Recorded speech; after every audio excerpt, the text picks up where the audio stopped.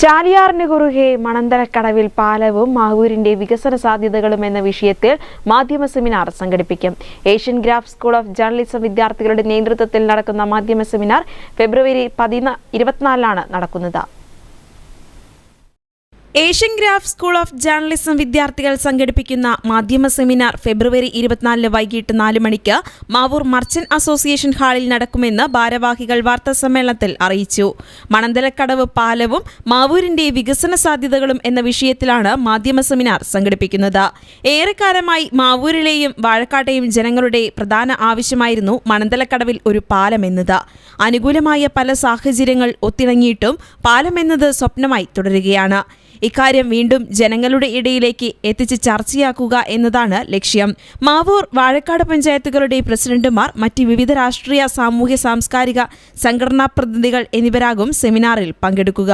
വാർത്താസമ്മേളനത്തിൽ മുഹമ്മദ് ആരിഫ്, സഫറുള്ള കുളിമാട്, അമീൻ ഷാഫിദ്, റീഷ്മ തുടങ്ങിയവർ സംബന്ധിച്ചു. News bureau, Mavoor.